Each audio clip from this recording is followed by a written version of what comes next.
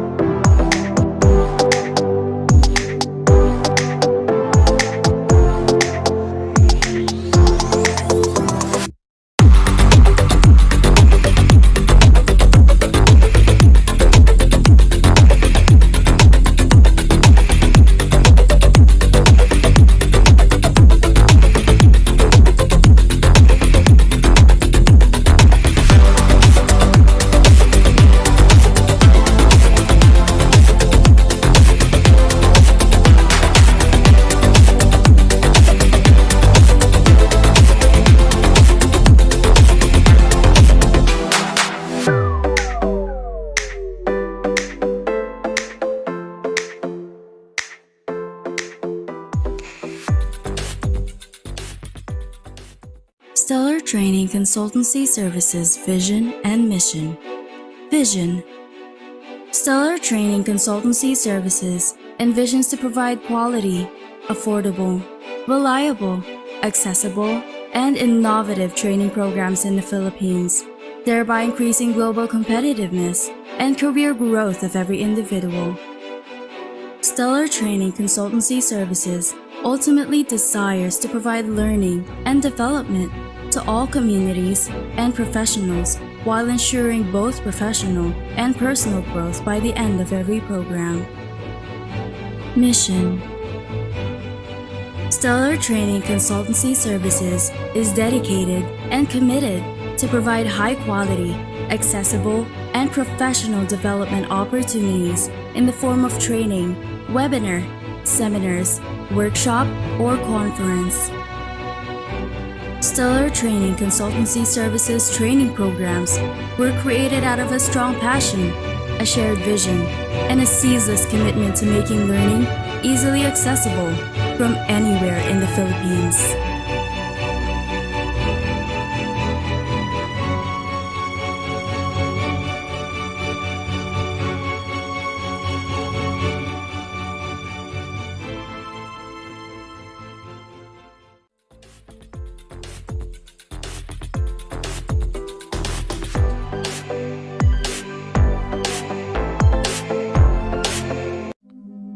Panalangin bago magsimula ang pagpupulong. Panginoong Jesus, sinabi mo, kung saan may 2 o 3 nagkakatipon sa ngalan ko, kapiling nila ako. Panginoon, inihahandog namin sa iyo ang pagpupulong na ito. Gabayan mo kami sa aming pagtatalakayan at tanglawan mo ng liwanag ng Espiritu Santo ang aming mga isip upang makita namin ang naaayon sa iyong kalooban. Basbasan mo ang mga gagawin naming pagkilos at patnubayan kami sa bawat hakbang.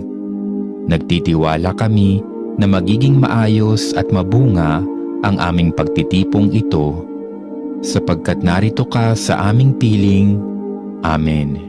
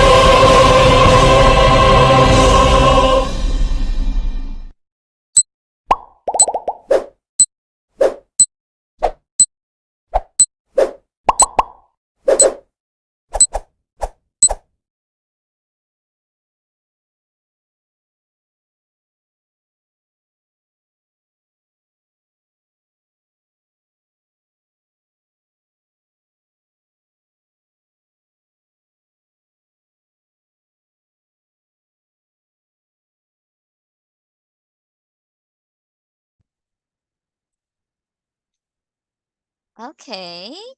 Magandang gabi. Good evening, everyone. Good evening. Yes, hi. Good evening po. Good evening, everyone. How are we today?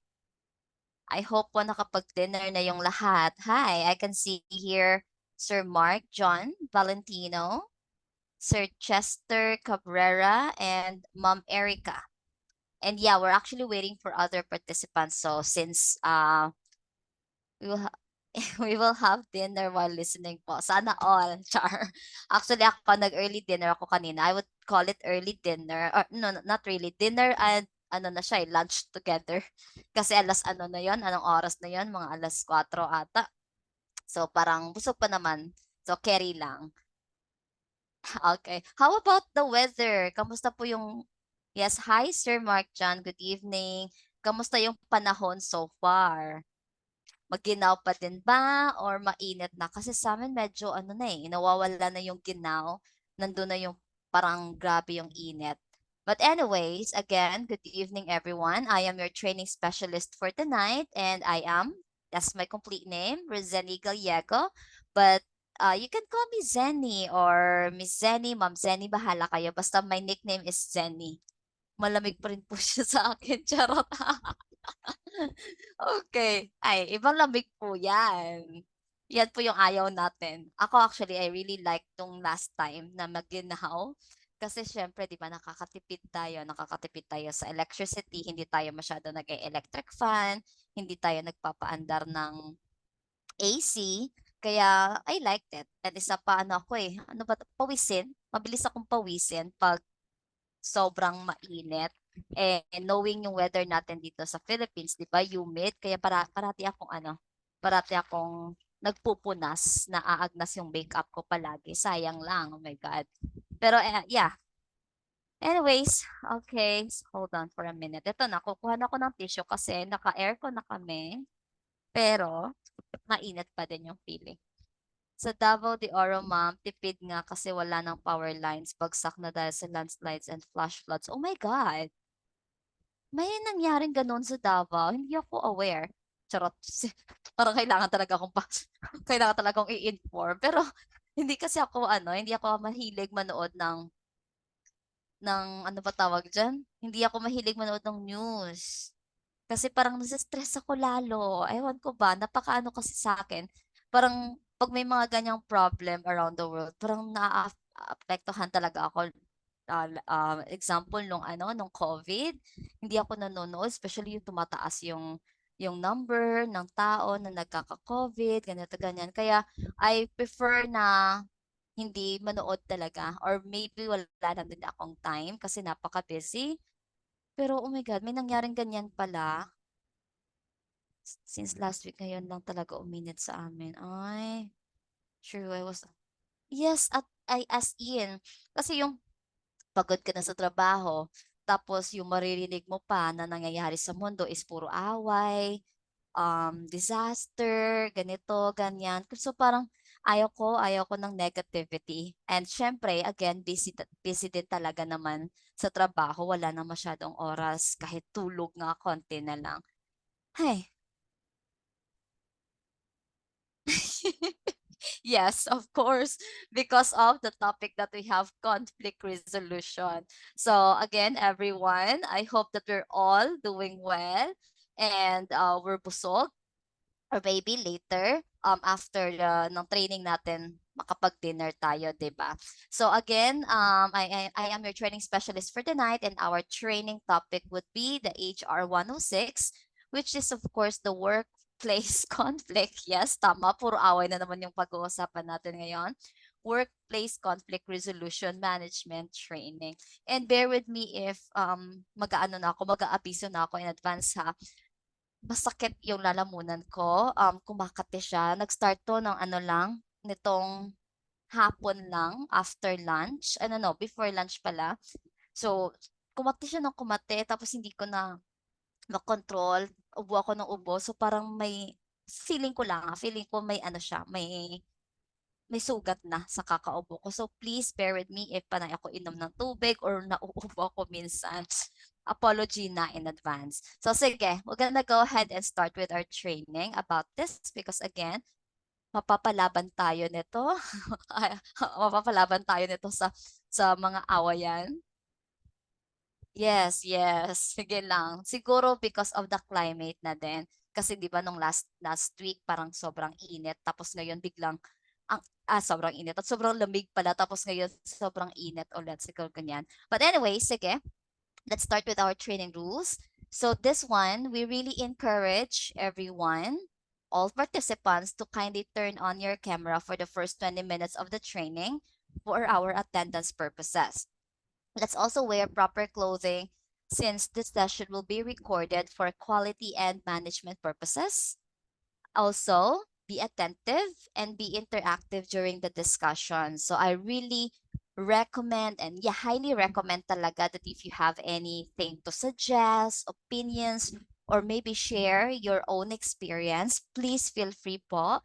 Kasi again, I really believe in the saying that we're not just learning from the material, from the trainer, or from the speaker, but at the same time, we're learning from each other. So we'll never know na yung experience mo pala, na experience ko din, so I can relate or sa kanila, di ba? And since we are from different places, we also have different beliefs. Let's just respect each other. Let's respect everyone. Okay? So now, this is the most important part, but I am so sorry, nauubo ako. Please bear with me. Give me just a sec.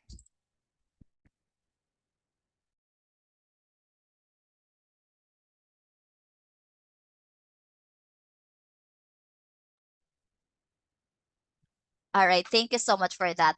So we have the first program intended learning outcomes. So by the end of our training discussion, these are the things that we will be able to learn from the end of our training discussion. So first is, of course, participants or every one of us here will be able to understand workplace conflicts, its causes, and the effects of it in the organization. Also, number two, participants will be able to learn deeply about the types of workplace conflicts and how to be able to avoid them. I think we can really suggest or share our experience on this. I believe lahat tayo may experience when it comes to different types of conflicts or workplace conflicts. Number three, participants will be able to strategize and formulate fair conflict resolution and management procedures to ensure workplace conflicts are handled properly. And the last but not the least, participants will be able to reorganize existing workplace conflict management in the workplace policy or employee handbook to ensure an equitable and non-discriminatory procedure of conflict resolution. So those are just the things that we will be able to learn, acquire by the end of our training discussion about conflict management program. Now, before we start, we prepared a question here. So I am again encouraging everyone to participate.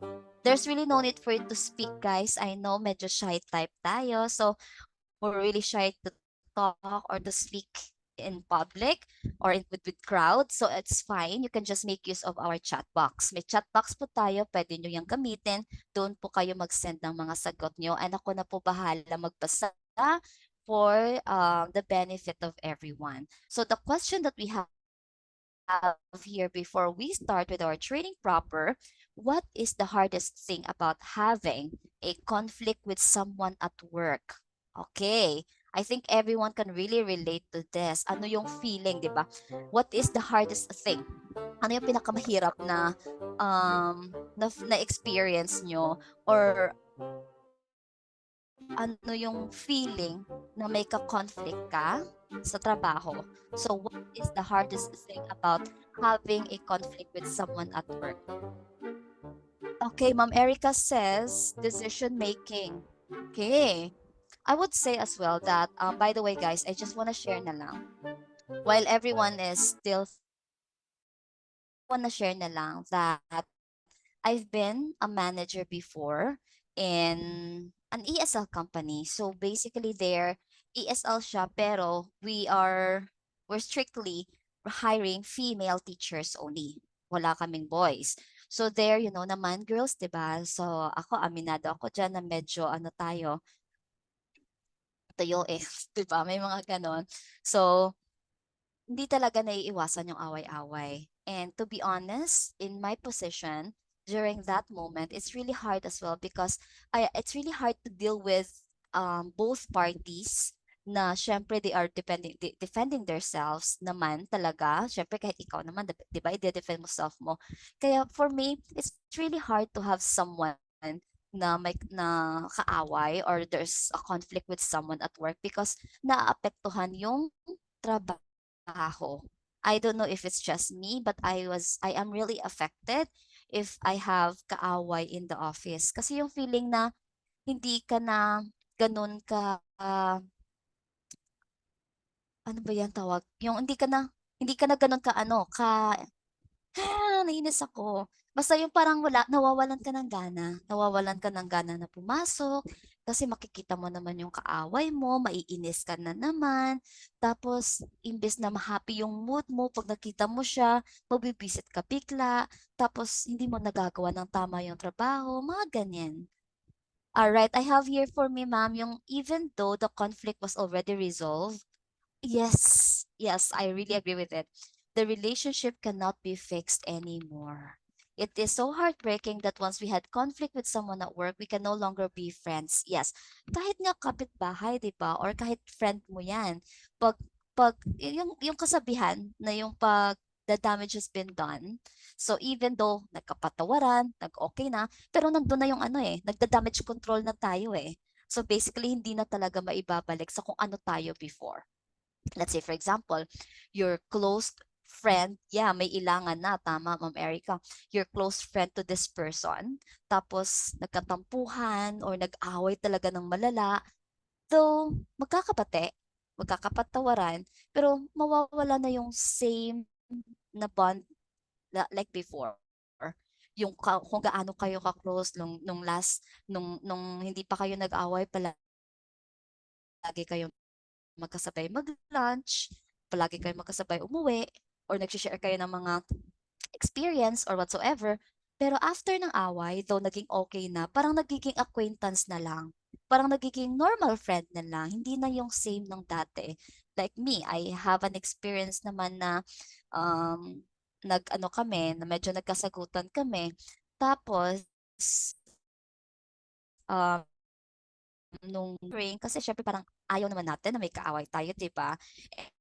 And I really wanted to have I really wanted to have a peace na ano, yung peaceful na environment, ambient, di ba? So, I tried to reach out, pero the fact na, yun, nag-away kami, hindi na, magpapansinan na lang, hi, hello na lang, hindi na tulad ng dati na nagchichikahan. So, yes, may ilangan na. Maliit na bagay pinagtalunan sa halip pag-usapan. Oo. Minsan kasi dahil sa init ng ulo, hindi din natin napipigilan. Like ako personally, I would really admit that there are really times that I can't control my emotion. If I am really angry, I'm really mad, hindi ko napipigilan. May mga nasasabi pala akong hindi tama or it can be tama, pero hindi dapat sabihin. Yung mga things na alam mong makakasakit, kaya dapat mo i-avoid na sabihin. Pero pag galit ka, hindi mo na nakokontrol eh. Ano ka na lang, kasi yung goal mo sa time na yan is masaktan siya, makita siya na ma-offend siya. Yung parang ganun yung goal natin, di ba? Pag naiinis tayo. Pero at the end of the day, pagsisisihan mo na bakit mo ba sinabi to? Sana hindi ko na lang sinabi na na-hurt ko tuloy yung feelings, ganito, ganyan. So, this is really something na ayaw ko. And basta, hindi maganda sa feeling yung may kaaway sa opisina.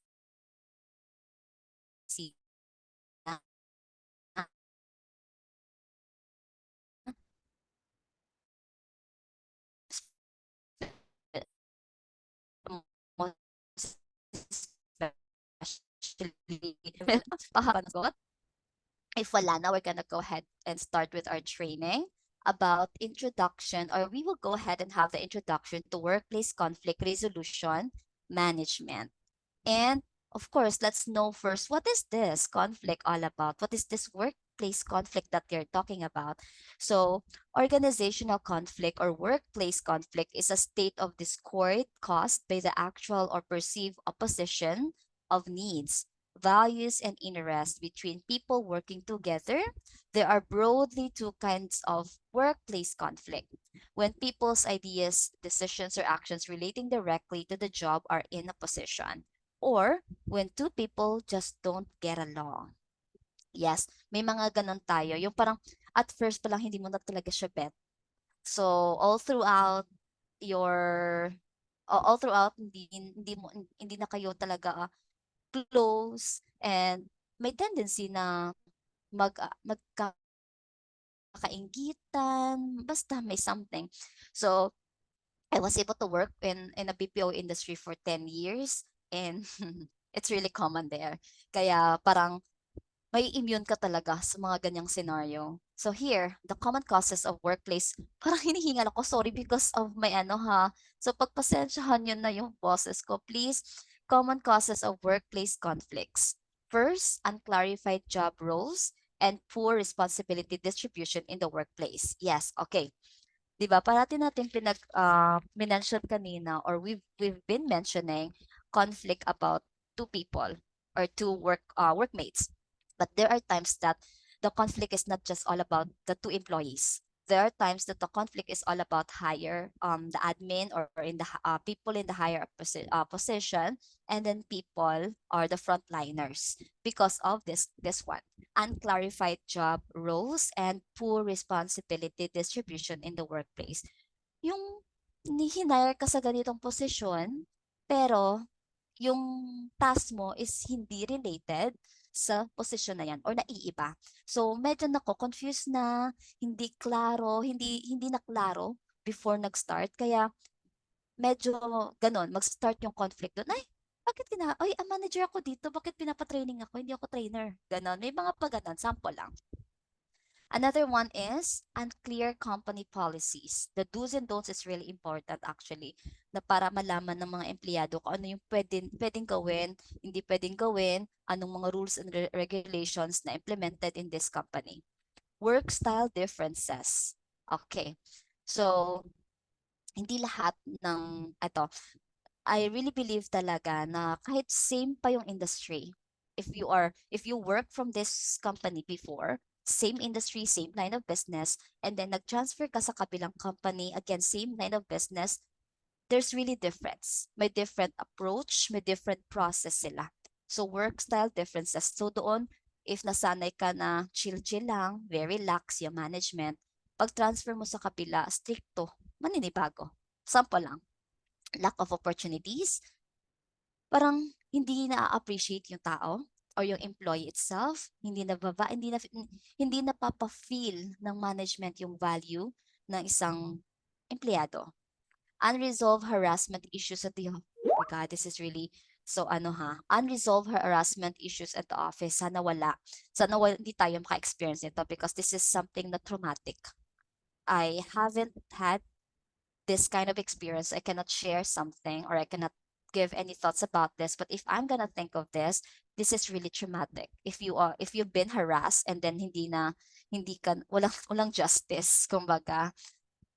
Discrimination, really common, most especially gender equality, ano po tawag dyan? Pero may kasama kasi ako before in BPO na siya, nagsasaklay.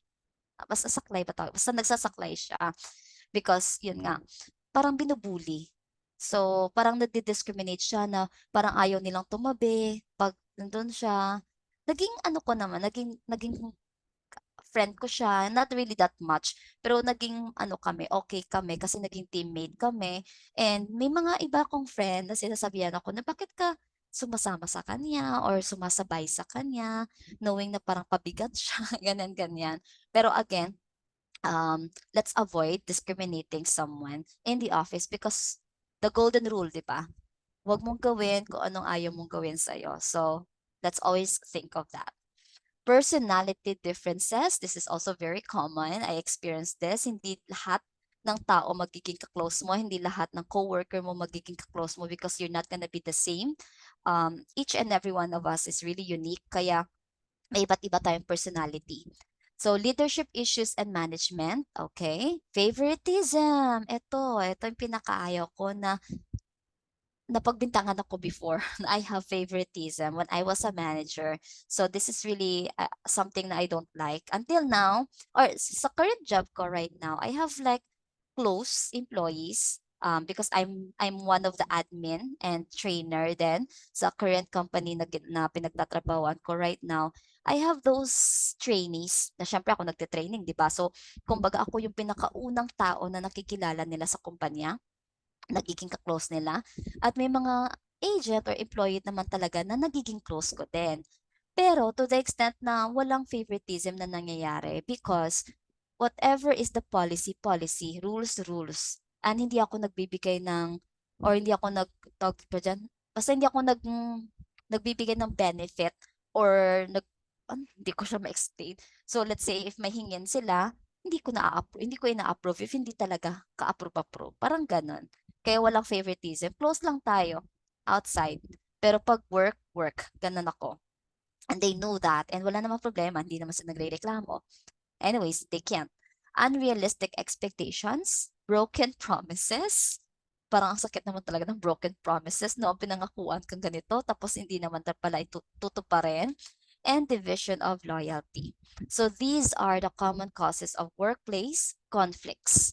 So first is the effect of unresolved conflicts. Ma'am Erica, can I ask a favor? Can you please rate po the effect of unresolved conflicts? Is it okay? Okay, ma'am. Thank you. Thank you. If employers do not act, conflicts will escalate into larger problems. Discrimination and harassment complaints may increase, and the employer's reputation could be damaged. Other possible consequences of failing to manage workplace conflict include absenteeism. Tama All ba? right. Yes, Sorry, absenteeism. maliit. Oh, Thank sorry. you. Cellphone po ba gamit niyo, ma'am? Apo, ma'am. Thank you. Ay, Sorry. sige, sorry. Okay lang, it's fine. So yes, this is the effect of unresolved conflicts. Thank you, by the way, Ma'am Erica. And again, employers, remember, if you are in the higher management, if you are the supervisor, the leader, the manager, if there's any conflict, you should not be biased. Because again, like what I am doing before when I was a manager, what I do is, syempre may magrereklamong isa, complainant, tapos yung kino-complain, kakausapin ko din after.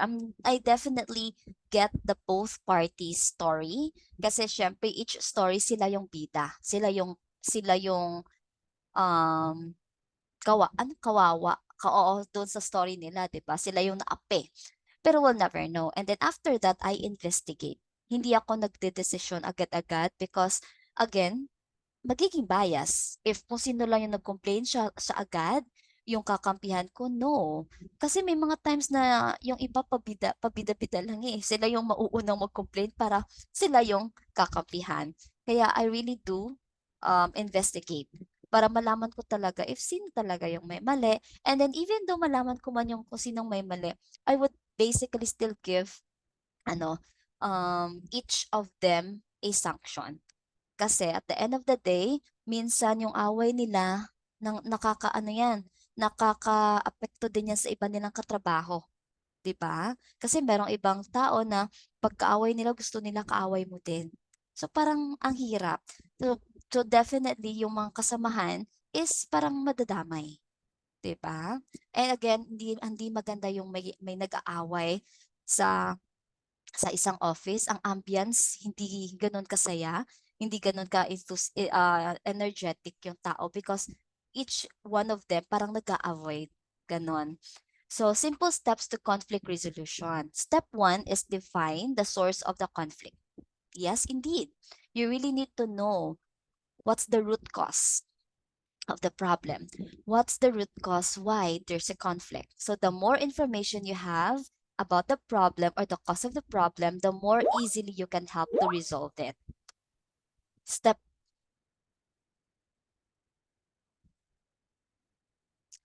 Okay. Ma'am, should both party be sanctioned kahit na yung isa is hindi naman niya kasalanan?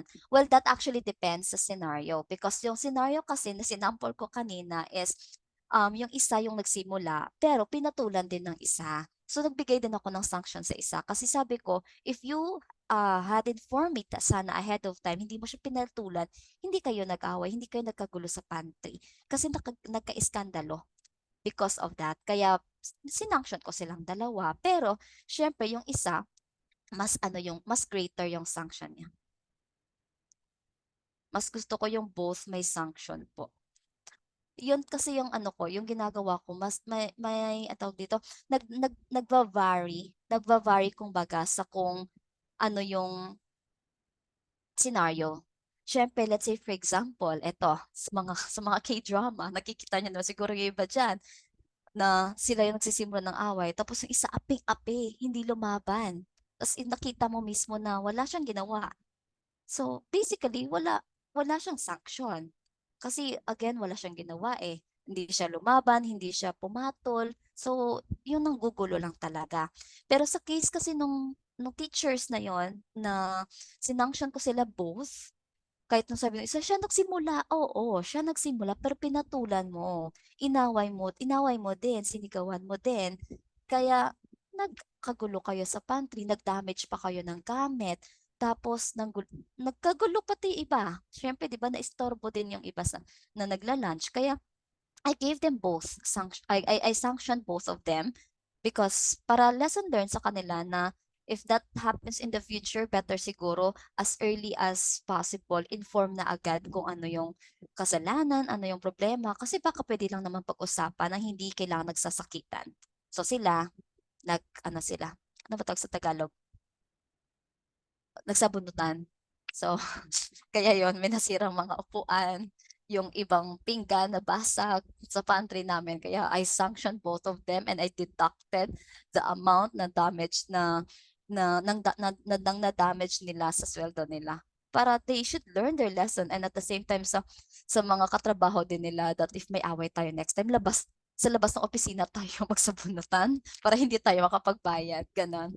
But kidding aside, para sa akin, you should learn your lesson from that. So next time, don't do such thing na mababawasan sa sahod mo, mapapatawan ka pa ng sanction.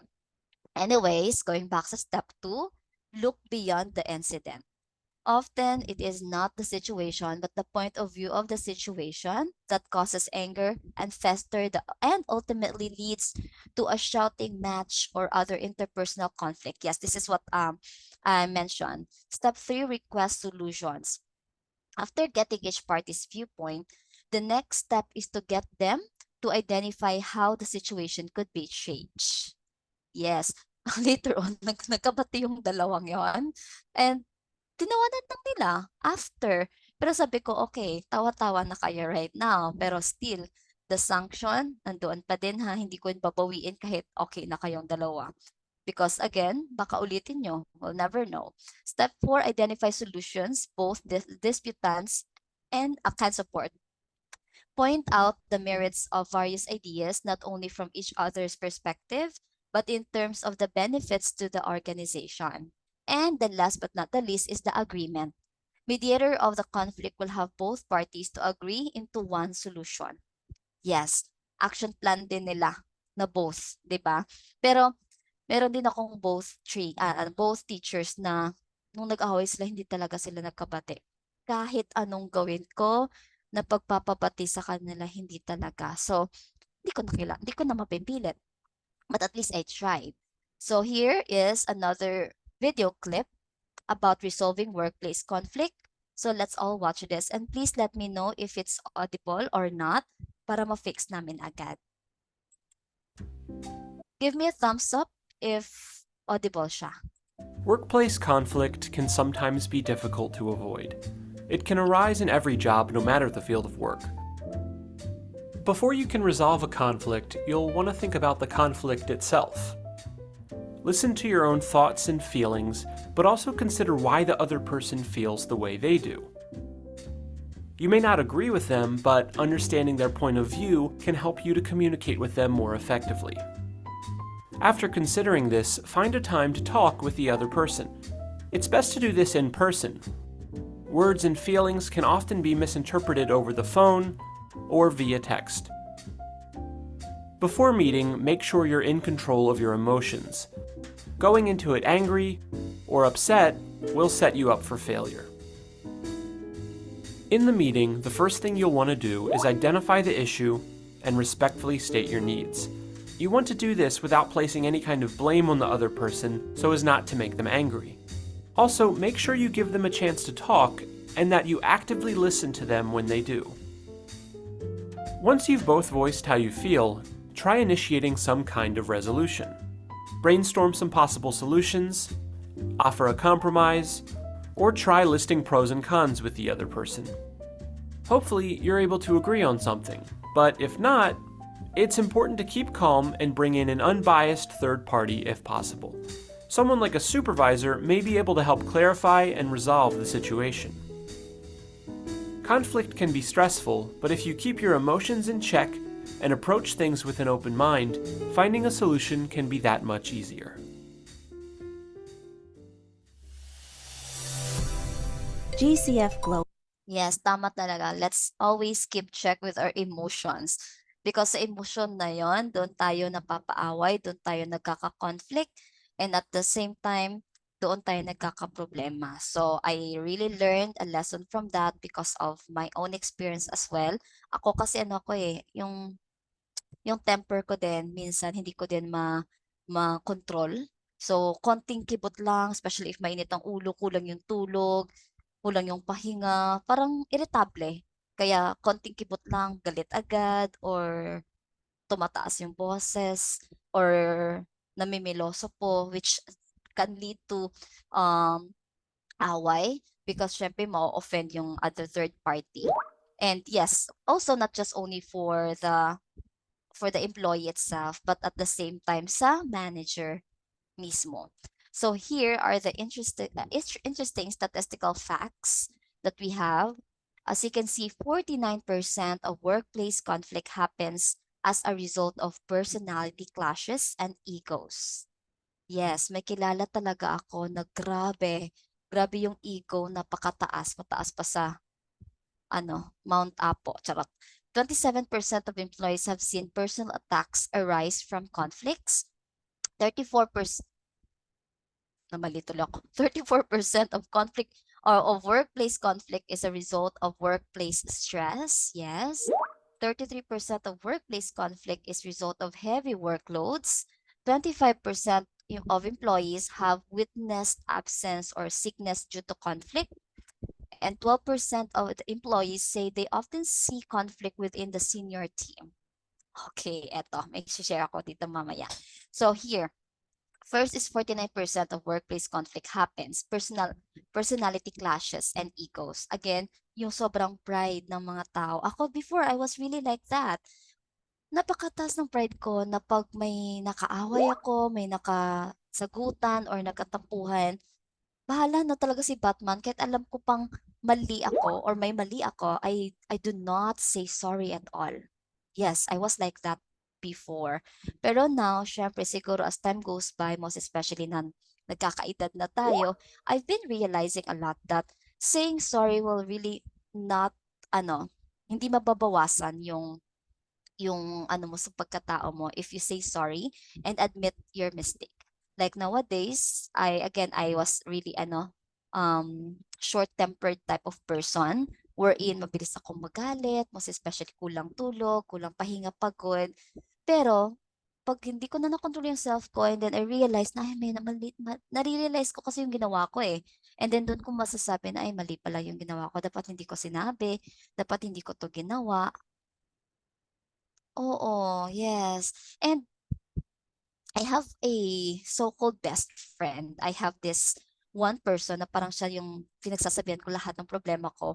And she knows me that I was like that. Hindi ako nagsasorry kahit alam kong mali ko. Pero last time, I really say sorry. And then, sabi niya proud daw siya sa akin. Kasi for the very first time, I admitted, or palagi ko naman inaamin na may kasalanan ako. But it's just that it's parang ang hirap ipalabas yung word na sorry na yon from me. Pero that time, I said sorry because I realized things na hindi lahat nadadaan sa pride. And ang bigat, tama ka, ang bigat sa dibdib pag may kaaway, may katampuhan. So saying sorry at least, 'di ba? Para whatever it is, kung tanggapin man niya yung sorry mo or hindi, at the end of the day, may peace of mind ka. Parang na-feel ko talaga na parang ang gaan after, naging peaceful yung ano ko kasi nakasorry ako, eh. So sabi ko, whether i-accept man niya or hindi, nag-sorry ako. So bahala na siya if tatanggapin niya or hindi. Importante nag-sorry ako, gumaan yung pakiramdam ko. Hindi ako nagsa-struggle, hindi ako hindi ko iniinda yung gano'n. Basta walang sama ng loob kumbaga. Shoot talaga, Ma'am Erica. And then workplace conflict is a result of workplace stress. Yes, palaging mainit ang ulo ng lahat pag lahat stress, 'di ba? Kaya diyan nagsa-start yung away, yung nagiging irritable lahat because they're all stressed, they're all pressured. Most especially if pinipressure kayo on something, especially team kayo, dapat mag-teamwork kayo, di ba? Pero since stress kayo, pressured kayo, imbis na magbigayan kayo or mag-suggest kayo ng mga opinion suggestion or magbigay ng suggestions, hindi nagagawa because nagkakaaway-away. Nag-aaway-away because all of you guys are stressed. Another one is result of heavy workloads. That's also kind of relevant to the second one na pag madaming trabaho tapos stress pa yung workplace, mas again, umiinit yung ulo ng lahat. Lahat pagod eh. Kaya short-tempered lahat ng tao, lahat ng empleyado. 27% of employees have seen personal attacks arise from conflicts. Okay? And then 25% of employees witness absence or sickness. Ito yung magiging resulta ng may ka-conflict. Tatamarin pumasok ng trabaho, magsasakit-sakitan, or minsan dahil talaga sa nangyari, parang sa sobrang stress nagkakasakit. And conflict within the senior team. Kung sino pa tong mga role model, dapat sila pa yung nagkakaaway-away. Okay, I will share na lang. This is from one of my previous company. So, share ko lang ha, na walang problema yung production, walang problema yung support. Yung palaging nagkakaproblema is yung mga admin. Yung admin mismo yung nag-aaway-away. Yung admin mismo yung nagbabantayan, tama ba yan? Basta, yung parang ano sila, binabantayan nila yung galaw ng isa't isa, tapos report, galaw, tapos konting kipot report. Kaya sila mismo nag-aaway-away, magbibigla na lang sila mismo yung parang nagkakasagutan. And then yung parang nakakasad kasi sila dapat yung maging model eh. Sila yung titingalain, susundin ng mga empleyado, ng mga frontliners, pero sa kanila mismo nanggagaling. Kaya parang nakikisabay natin yung mga frontliners or di nga, hindi nila masisisi if yung frontliners mag-aaway-away din kasi sila mismo yung nagpapakita ng negativity, di ba? Hindi siya talaga maganda. And another one, who is mediation and a mediator? Mediation is a structured, interactive process where an impartial third party neutrally assists disputing parties in resolving conflict through the use of specialized communication and negotiation techniques. The role of the mediator is to facilitate discussions between parties in order to negotiate a resolution to dispute or to a dispute without biases. Basically, this is all, I believe, this is all being done through HR. Diba? Usually pag may kaaway tayo, nagpapa-HR tayo. Doon tayo nagrereklamo. So si HR yung nagiging mediator natin. Siya yung nagfa-facilitate ng discussion. Siya yung nagsaset ng meeting. So imimit muna ni HR si person 1. After niyan, imimit niya si person 2. Tapos pag na-investigate na nalaman na kung ano talaga yung root cause ng conflict na to, that's the time that she's or he is going to set another meeting for both party to talk. And doon na, syempre, normal naman talaga na baka magkasagutan pa yan, magtatapunan pa ng mga masasamang salita. But the goal there is at the end of the day, they will be able to vent out, express themselves, and also find resolution for peace, di ba? Para magkabati. Usually yan, ganyan. So here are the types of workplace conflicts that we have. So what are the types of conflicts? Workplace conflict. Number one is personal conflict. Number two, intra-group conflict. Third, inter-group conflict. And fourth is inter-organized or inter-organizational conflict. So let's talk about the personal conflict. I think someone can relate, or every one of us can relate to this. A personal conflict involves a conflict between two people, most often from a mutual dislike or personality clash. Okay, personal conflict, ito yung common. Very common talaga na nangyayari, which I believe lahat tayo naka-experience or maybe lahat tayo naka-witness ng personality conflict. There's this one person before, which is my teammate. This one person is very hyper, jolly, napaka-energetic every day. Tapos makulit, makulit. And then there's this another one na medyo introvert. Like me before, I was also an introvert type of person, kaya naiinis ako sa mga maiingay. Until now, medyo, pero hindi naman talaga super. Siya naman kasi may sariling mundo talaga. And then, ingay ng ingay itong si person number one. Tapos siya, tahimik lang talaga siya. Siguro it's because napikon na, nasobrahan na kasi hindi makapag-concentrate sa trabaho, sa ginagawa. Kaya nagalit. And then doon sila nag-start na mag-away, magkasagutan, and nagkalamat. So, at first pa lang hindi na sila okay. Tapos nag-end pa ng hindi din okay. Ganun. So, intergroup conflict arises between members of the group due to scarcity of freedom, position, and resources. So usually ito nangyayari pag may mga groups or teams or by teams yung task, mga ganyan. Intergroup conflict is the department or group having the greater power wins, the other side loses, or the conflict may go unresolved and undesirable conditions or circumstances continue. And the organizational conflict would be inter-organizational relationships, such as buyer-supplier relationship. Joint ventures or strategic alliances often involve conflicts.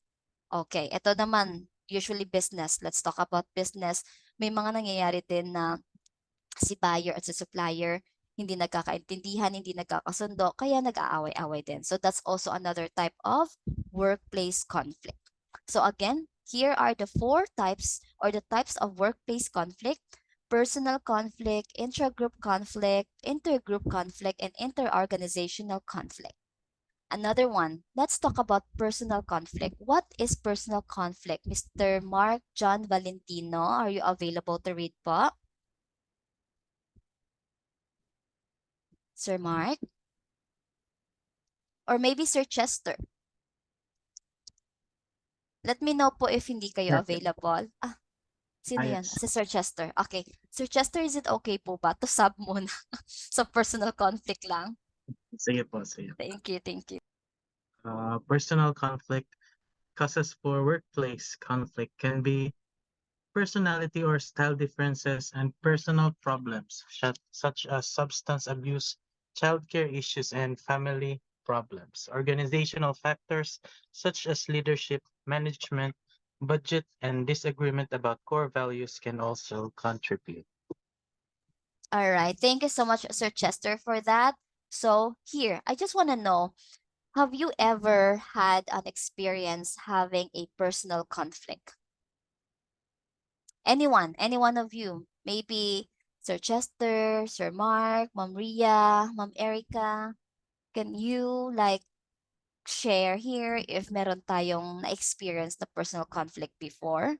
Like what I mentioned kanina, I was able to witness a personal conflict, and I think meron ba ako? Yes, ako mismo meron din before, pero nakalimutan ko na exactly anong root cause na nagkatampuhan kami sa trabaho. Pero yes, hindi ko na talaga na-remember exactly, so hindi ko siya ma-detailed. Ma'am, ako meron na witness lang. Okay, ano po yon? Sige, pa-share naman po. Marami siguro, no? For sure. Ako marami akong na-witness, siyempre, especially nung manager talaga ako. Parang sumasakit ulo ko, hindi dahil sa problema ko personally, but sa problema ng mga teachers ko.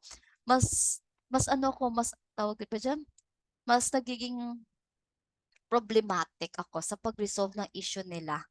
Like, what should I do para mag-okay sila? Kasi yung boss ko naman, yung CEO namin, parang gusto niya akong maging magician. Gusto niyang pagbatiin ko agad in one snap. Eh, sabi ko, hindi ko naman mapipilit. Like yung sabi ko nga kanina, na I have the other two na nag-away na hindi talaga nagkabati. So wala akong, it's really beyond my control. If they don't wanna agree with the agreement na sinabi ko, or they really wanna stay far from each other, away from each other, wala na akong magagawa doon. Kasi choice nila yon eh. We never know, baka malalim yung sugat or hindi talaga, para sa kanila, hindi talaga kapatawad-tawad yung nagawa. Kaya hindi talaga natin mapipilit.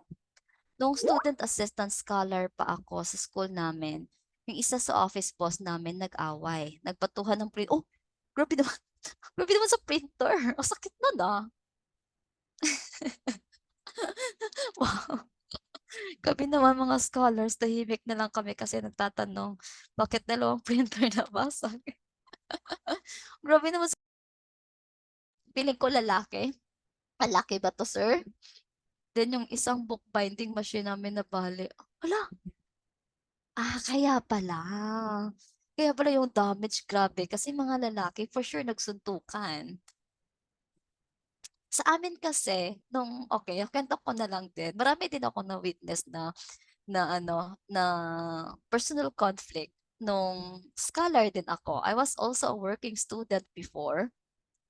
And I was assigned as an assistant of school registrar, but basically they absorbed me after. Pero after ko graduate, inabsorb nila ako as the assistant of school registrar, or as the registrar itself. Pero nung assistant school of registrar pa lang ako, nung estudyante pa, ano pa lang, SA pa lang, may mga ganito din. Pero kaso babae eh.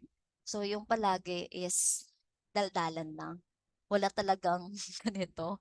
Kaya nag-guess ko agad na it's gonna be lalaki because nagkabasag-basag lahat or nagka-damage-damage talaga. Katakot man kapag, oo, Diyos ko naman, baka masapul ka, di ba? Yung nanonood ka lang, nakikimarites ka lang sana. Ikaw pa yung nasa pool, di ba? Sa amin lang, batuhan ng sandal, ganyan na. Yung isang kasamahan ko sa SA, parang yung head registrar ko kasi is buntis that time. And parang feeling ko, pinaglilihian niya yung kasama kong SA na lalaki. Eh, masaway naman eh.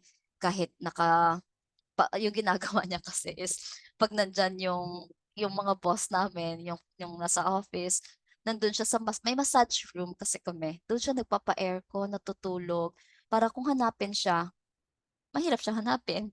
Eh ako lang yung nakakaalam if nasaan siya. So, hindi ko naman sinasabi. Syempre, ready din kami mag-away.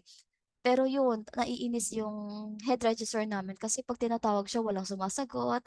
Parang missing in action, ganon. Kaya nung sumulpot siya, binato siya nung sandal. Pero mas mabuti na lang nakaano siya, nakailag. Hindi siya na sa pool talaga. Pero ano yan, bakya. I don't know if you're familiar with bakya. 'Di ba parang kahoy yun? Yan, kawawa tayong mga oo, pero ako kasi mabait ako, mabait. Mabait akong SA before, masunurin ako so wala akong problema. Yung palaging naiinis sa'kin is yung mga estudyante kasi napaka-strikto ko daw 'pag submission na ng mga projects nila or yung pag-enrollment, pag-submission na nung mga requirements nila for enrollment, pag late hindi ko talaga tinatanggap or pag may mga scholars din kami for TESDA. So, ako yung nagsasubmit nun sa TESDA, ako yung nag-i-encode, yung iba ipapa-follow-follow lang. Wala akong to-follow sa akin, kaya naiinis sila sa akin. Bahala sila, ginagawa ko lang yung trabaho para hindi ako mapagalitan. At hindi ako mawala sa scholar, syempre kailangan ko talagang mag-aral. But anyways, those are the personal conflict that I was able to witness. And also, thank you, Surgeon Mar, for sharing yours. And how about others? Wala kayong na-experience? Wala kayong na-witness? Or baka natatakot kayong mag-share kasi baka may makapanood. Charot lang. Pero anyways, wala naman tayong ano dito. So, thank you so much for the for sharing. Now we're gonna go ahead and move on to bakit hindi ko mapindot? Okay. Intra-group conflict. Intra-group conflict. So here, individuals who seek power therefore struggle with others for position or status within the group. Naglilider-lidiran, di ba? Rewards and recognition are often perceived as insufficient and improperly distributed, and members are inclined to compete with each other for these prize. Yes, usually kasi normal naman for me normal. Ako kasi yung type of teammate before na low-key, parang low-key lang, na pag hindi mo ko tinatanong, hindi ako magsasuggest. So parang hindi ako pabida, ganun. Nahiya kasi ako magpa-spotlight. Kasi naman, pag nasa spotlight ka, ikaw yung focus ng lahat. So konting mali mo lang, nakikita ng lahat. So nahihiya ako, ayaw kong maging center of attraction. Kaya parang wala ako dito. Pero syempre, may mga tao kong kilala or nakasama before na ganun sila. Yung parang hindi naman sila leader ng grupo, hindi naman sila yung na-assign na maging leader sa team, pero they're acting like one. Pero okay lang naman kasi for me, na-realize ko before, syempre siguro before hindi ko pa na-realize kasi pareho lang kaming empleyado. But when I became a manager, doon ko na-realize na yun yung mga taong kailangan natin actually, na yung may leadership character or attitude. Pero syempre, to the extent na hindi bossy. Ganon. Kasi ibang usapan na yon. Intergroup conflict. Causes for workplace conflict can be personality or style differences and personal problems such as substance abuse, childcare abuse. Bakit parang ulit? Okay, sorry. And family problems. Organizational factors such as leadership, management, budget, and disagreement about core values can also contribute. Okay. Ito naman, more on, ano ba tawag dito? More on different type of conflict naman na to. Kasi as you can see, may childcare issues tayo, may family problems na included. So in this organization, ano ba tawag? Hindi ko ma-explain. Basta. So it's more on outside na, 'di ba? So we're gonna go ahead and move on sa interorganizational conflict na lang. Conflicts between organizations differ from interpersonal conflicts on several dimensions. Among the distinguishing features of interorganizational conflicts are decision-making parties with specific incentives and motivations, as well as the presence of a governance structure to prevent and manage conflict. And again, kanina nga based sa ating example din, it's more on, I would say that business related somehow, that the buyer, supplier has also conflict with each other, or maybe misunderstanding, or maybe doesn't agree with the same exact idea, or ano man yan. So that's interorganizational conflict that we have. So here, wow, may pa-quiz bee tayo. Okay. All right. So for this one's gonna be supposed to be a group, but we're gonna go ahead and strategize later because right now we're gonna go ahead and take our 10 minutes break. So after the 10 minutes break, that's the time that we're going to play with this activity. I'll also going to go ahead and provide some more or further instructions. Okay. So now let's enjoy our 10 minutes break and please be back after 10 minutes. Okay. Enjoy.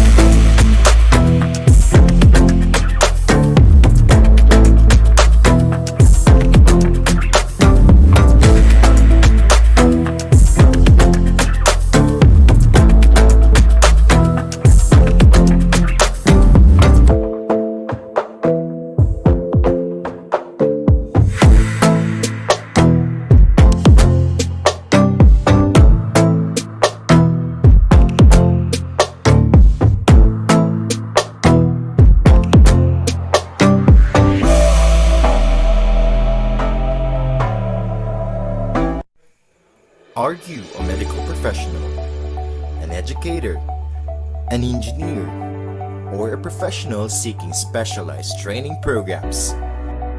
Stellar Training Consultancy Services is the right training center for you. STCS issues highly government-recognized certification programs that help you as a professional in your career goals. STCS ensures regulatory and statutory compliance to protect you as you skyrocket your career to the top. STCS offers various training modes such as face-to-face sessions, blended sessions, and virtual sessions to ensure the accessibility and availability of the training programs. All training programs offered by Stellar Training Consultancy Services are well thought and created professionally to ensure reliability and retention among participants. Stellar Training Consultancy Services bring excellence to professionals.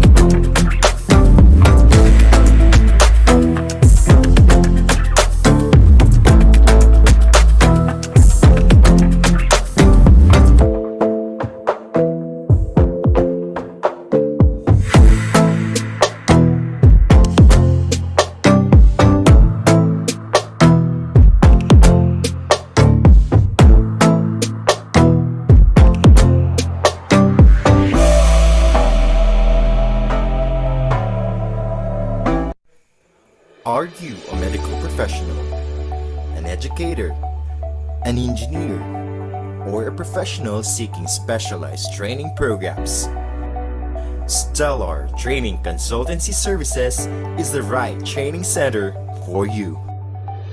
STCS issues highly government-recognized certification programs that help you as a professional in your career goals. STCS ensures regulatory and statutory compliance to protect you as you skyrocket your career to the top. STCS offers various training modes such as face-to-face sessions, blended sessions, and virtual sessions to ensure the accessibility and availability of the training programs. All training programs offered by Stellar Training Consultancy Services are well thought and created professionally to ensure reliability and retention among participants. Stellar Training Consultancy Services bring excellence to professionals.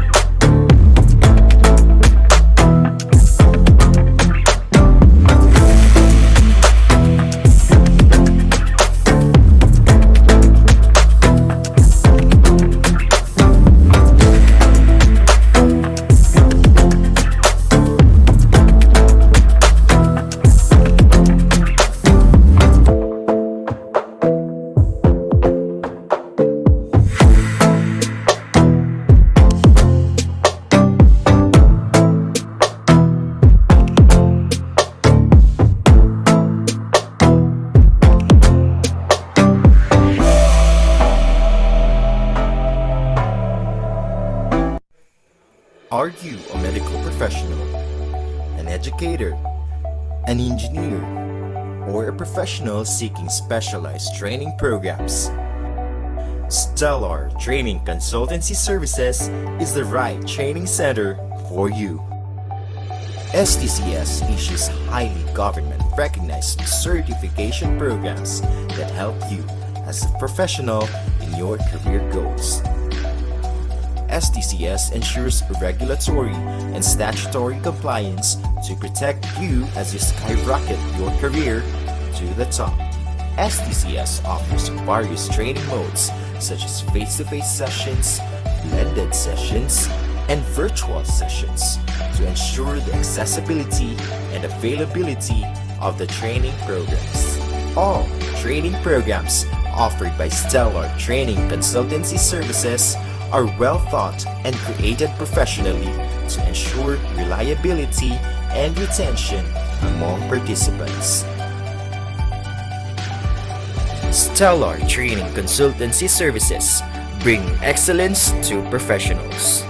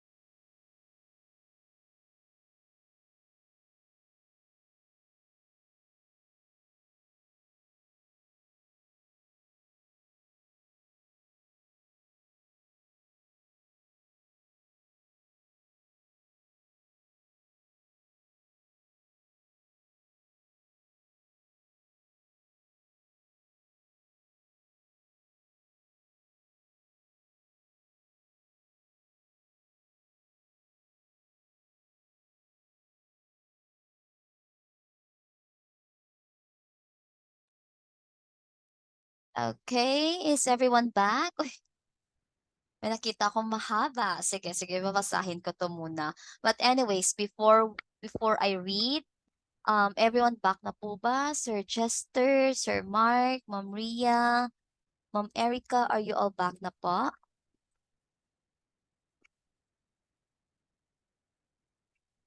Okay, thank you.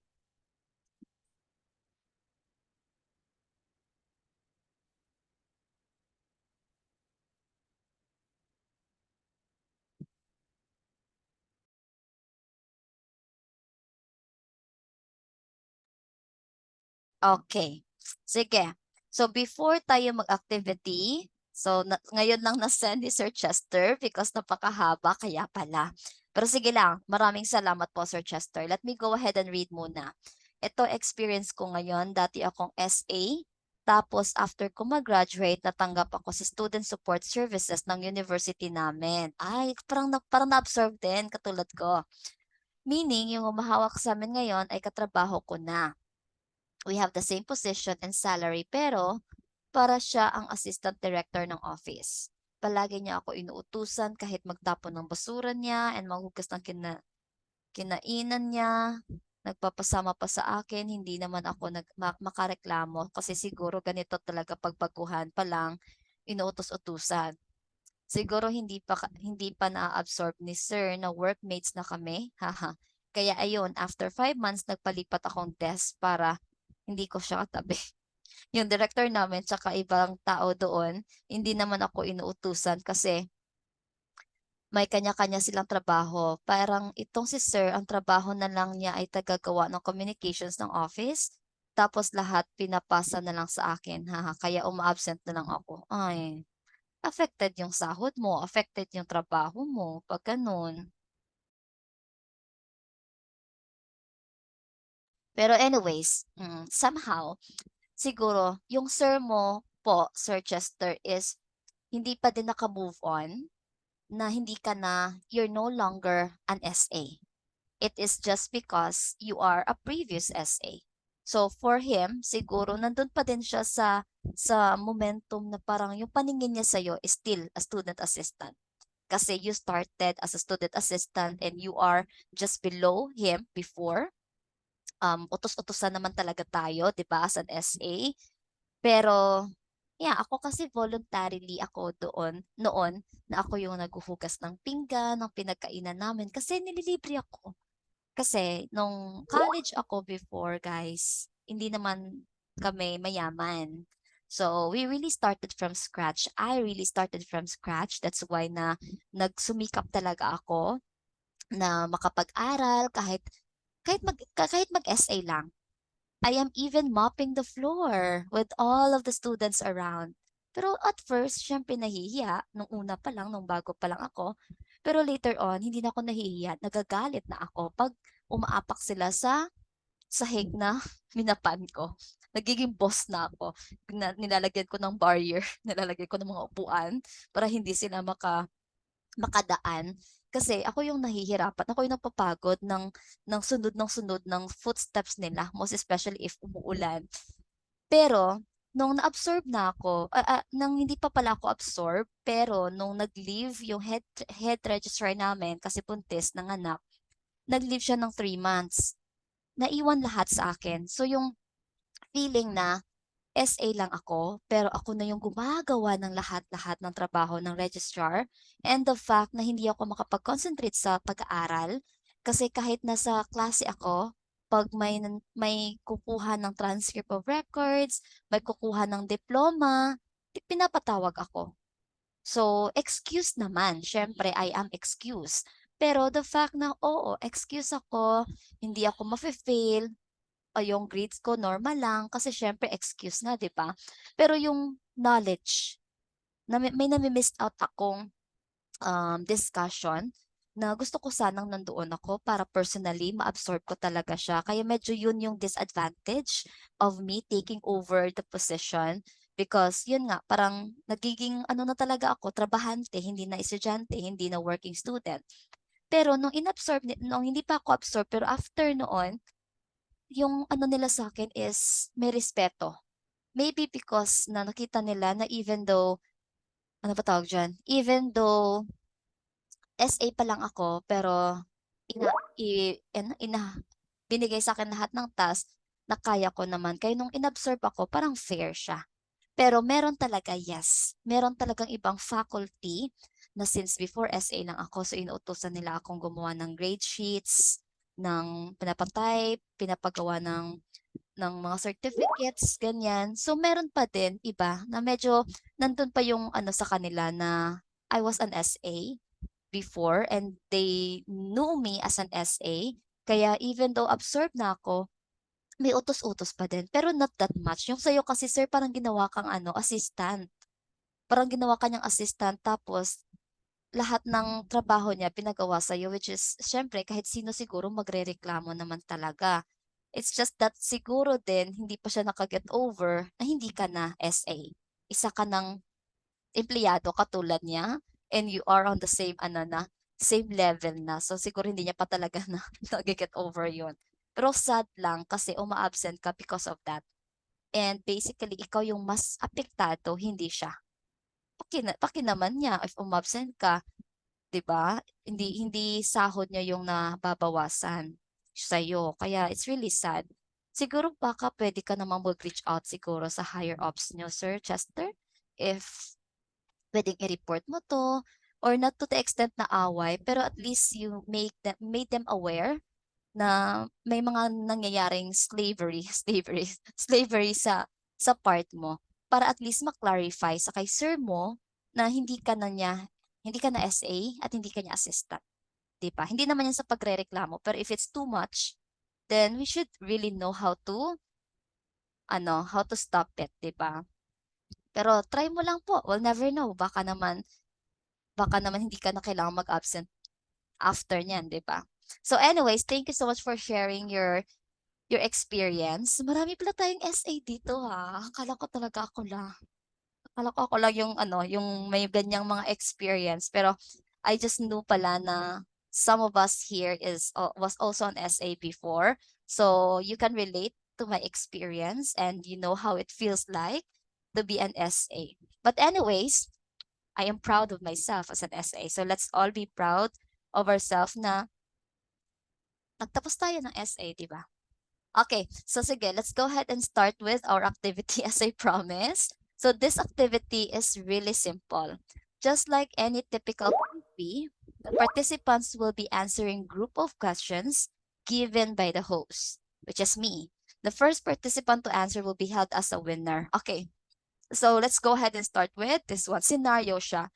Bale, parang situational. Group siya, pero you can answer individually. And the same thing, same drill, pwede natin gamitin yung ating chat box sa pag-send ng ating mga responses. And please, I encourage everyone to participate and feel free to send your answers here in our chat box, okay? So let's go ahead and start. Okay, the first question is, Hannah and LV will never know yung mga experience nyo like kay Sir Chester, baka one of the scenario here natin, di ba? So Hannah and LV had conflict over some unpaid debts. Personal conflict, intrapersonal conflict, interpersonal conflict, or interorganizational conflict. What do you think is the suitable conflict or workplace conflict for this scenario? Hannah and LV had conflict over some unpaid debts, and this is really not good ha. Kahit sa magkaibigan, pag pera na ang pinag-usapan, may tendency na masira, mag-away because of utang. Kaya for me, I realized that I should not lend my money or any money to my friend kasi baka, di ba? Yung goal lang naman natin minsan nagpapahiram tayo because gusto nating makatulong. Pero may mga tao na nakakalimot ng utang. So, yun, nagsa-start na mag-away, magka-conflict. So, what do you think is the conflict? Personal conflict, intrapersonal, interpersonal, or interorganizational conflict?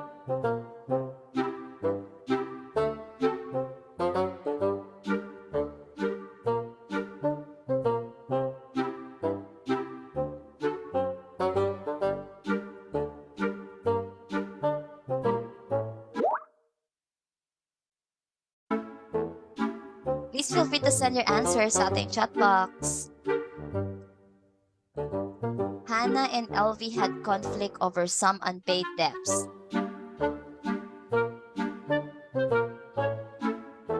Okay, I had an answer from Ma'am Ria.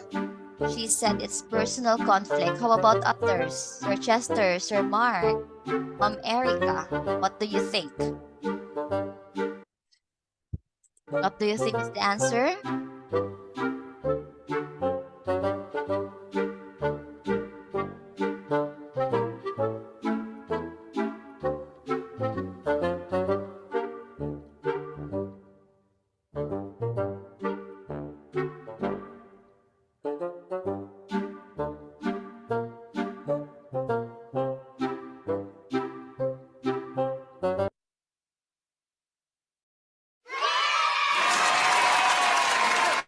Okay.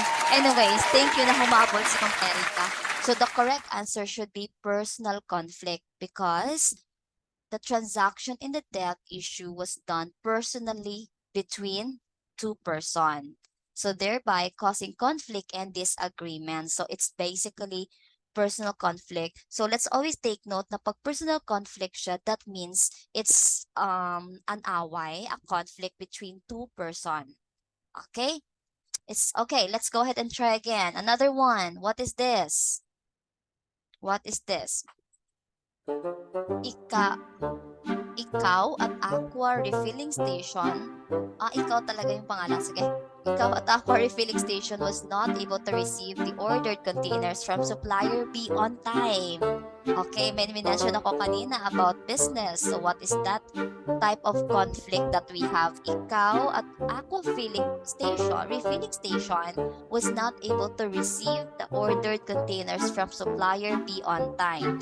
What do you think is the correct answer? Would it be personal conflict, intrapersonal conflict, or interpersonal conflict, or maybe interorganizational conflict? So what do you think is the type of conflict for this scenario? What do you think?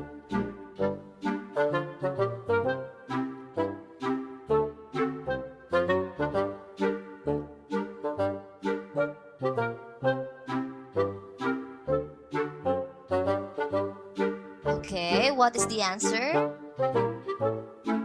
I have here Sir Chester, interorganization or interorganizational conflict. Ma'am Ria also says interorganizational conflict. Ma'am Erica Blue, which is interorganizational conflict. Pwede rin din ganun guys, mag-color coding tayo para hindi kayo mahirapan sa pag-type because I know that others are using mobile phone while we have this training. So it must be very hard to type. Kaya pwede namang color coding. Red, yellow, white, blue. Okay? Thank you, Ma'am Erica. So let's find out what's the correct answer. Okay, there. Yes. Everyone got the right answer. It's Chester, Ma'am Ria, Ma'am Erica says interorganizational conflict. Yes, because the issue arises between the two organizations, Ikaw at Aqua Refilling Station and supplier B, thereby affecting the interorganizational relationship of the latter. So basically, it's all about something like I mentioned kanina, kind of like business na si supplier, si buyer, ganon. So interorganizational conflict siya. Okay, good job. Thank you. Another one. The scenario is Jillian has been so controlling with her team members. This caused her team members to clash with her and disagree with her management style. Okay, again. Jillian has been so controlling with her team members. This caused her team members to clash with her and disagree with her management style. Is it red, personal conflict? Yellow, intrapersonal conflict? White, interpersonal conflict? Or maybe blue, interorganizational conflict? What do you think is the type of conflict for this scenario that we have in here? Feel free to send your answers.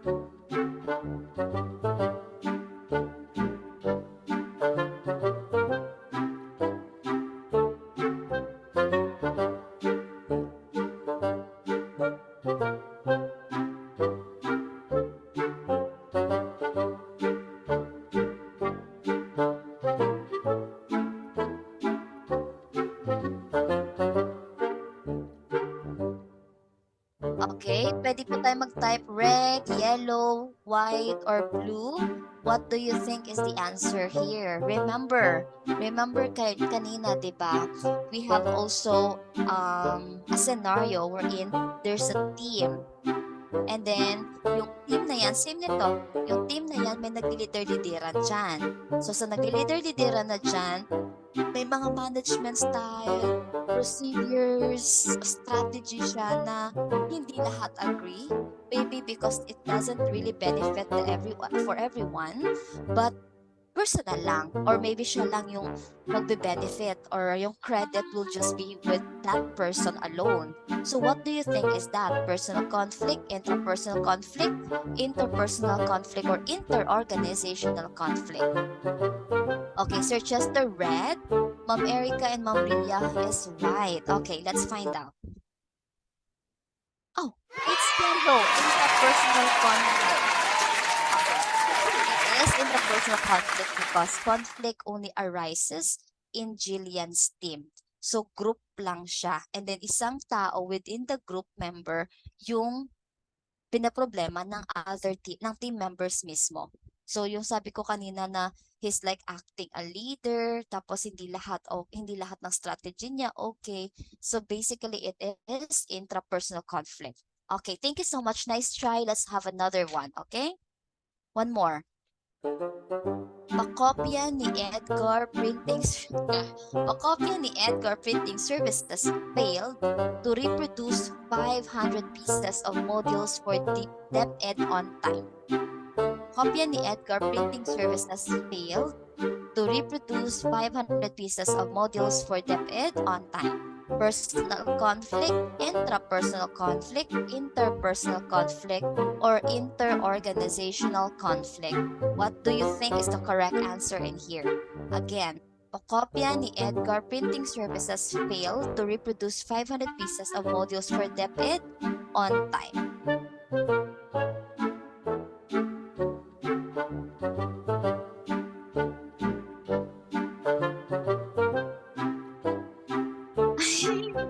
Kaya pala, Sir Mark, kaya pala hindi yun nag-appear dito. Yes. Okay, guys, piliin nyo yung send to everyone, ha? Yung nakikita nyo dito sa ilalim, may nakalagay to. Tapos may drop down siya. Piliin nyo yung everyone. Kasi if you're going to select one here, like training team, Chester, Erica, Mark, Ria, or Zenny, magdedirect siya. So sige na, it's fine. Bawi po tayo, Sir Mark, here. Pakopya ni Edgar Printing Services. White na po to siguro kasi yan na lang din naman. Sige nga, sige, let's find out. Baka white nga. Blue pa din. Sorry. Okay. Let's go back to the scenario para mas ma-enlighten tayo, ha? Pakopya ni Edgar Printing Services failed to reproduce 500 pieces of modules for DepEd on time. So remember kanina sa ating example, it's the supplier and then the customer. Buyer supplier or customer supplier or either way. Kaya ito, si Pakopya ni Edgar Printing Services, siya yung supplier. Si DepEd yung ating buyer. Kaya yung tamang sagot is interorganizational. By the way, it's really fine. Thank you, Doc. It is interorganizational conflict because the issue arises between the two organizations. Pakopya ni Edgar again and the DepEd. Yes. Ito na lang yung tandaan natin. Pag personal conflict, it's between two people. Either an employee or admin to admin. Basta dalawang tao na may conflict to each other. Ang interorganizational is basically parang business. Yung parang, yeah, business. So, it's ano na lang, let's make it a little easier na ano siya tawag dito? Supplier, buyer, customer, supplier. Ganon. Okay? Para hindi tayo malito, guys. It's okay, it's okay. So one more. Meron pang isa. Lily and Julia had a disagreement about having a different work styles. Malinaw na yung Okay. Pwede po kayong mag-clarify if naku-confuse kayo ng konti. Let me know, clarify po para at least we can elaborate, we can explain more, okay? So Lily and Julia had a disagreement about having a different work styles. Is it personal conflict, intrapersonal conflict, interpersonal conflict, or interorganizational conflict? What do you think, Lily and Julia had a disagreement about having a different work styles? What do you think is the answer?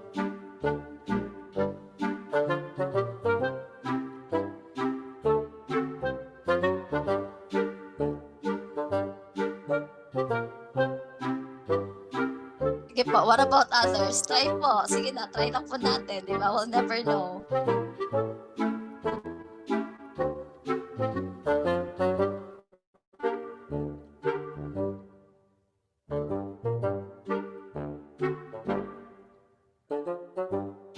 Okay, sige. The correct answer is personal conflict.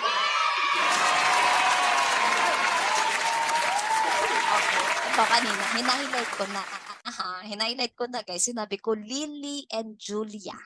That means dalawang tao. Dalawang tao lang, nag-disagree lang sila sa kanilang style, sa kanilang strategy. Pero basically, yung away is just between the two people, which is Lily and Julia. If you notice kanina, medyo hinighlight and in-emphasize ko yung Lily and Julia.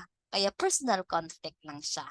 So it is personal conflict because Lily and Julia have their own respective approach and style towards work, thereby causing conflict and disagreement. So, kahit whatever the style pa yan, basta hindi sila nagkasundo, nag-away sila, may disagreement sila, personal conflict because again, it composed of two people lang. Okay? Sige lang. It's okay. At least, sana na-clarify ko siya, no? For this activity, na-enlighten at naka-clarify ko yung differences between types of conflicts that we have. Okay. One more. Meron pa. Ang dami. Sige. Okay, again, Philippine Hairline Salon received leaking bottles of liquid hair colors from supplier C. Philippine Hairline Salon received leaking bottles of liquid hair colors from supplier C. Okay. Okay, na-active na si Sir Mark. Napapasa niya na sa atin lahat. Okay, Philippine Hairline Salon receives leaking bottles of liquid hair colors from supplier C. Okay, we have blue from Sir Mark and from Mom Erica. And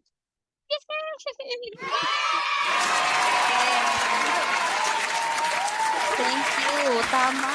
Good job. So it is inter-organizational because again, di ba yung ating buyer dito is si Philippine Hairlines and yung si supplier natin is supplier C. Again, okay? Gagawin paliparan yung forehead sa Philippine Airlines. Oo, parang ang funny ng mga ng mga sample names. Kanina, parokya. Ano yan? Ano yung isa? Balikan ko nga. Nakalimutan ko yung isa eh. Ikaw. Tapos yung isa, ikaw. Yung isa naman, parokya. Inter-organization. Pakopya pala. Pakopya. Parokya. Pakopya ni Edgar. O, diba? Parang ang unique. Sige. Nasaan na ba tayo? Keyword kanina, buyer, supplier. Yes. Tama. Buyer and supplier. Always yung, ito, tignan nyo, may supplier C. Tapos, isipin natin palagi na pag mga ganitong pangalan, Philippine Hairline Salon, basically, it's a company. It's an organization. So, anyways, sige. It's fine. At least, nag-end tayo ng tama yung sagot, di ba? Naintindihan. Thank you so much, Ma'am Erica, Ma'am Ria, and Sir Mark for sharing the answer now. Here are the ways to avoid and resolve employee conflict at work. So kanina, we've been discussing about conflicts.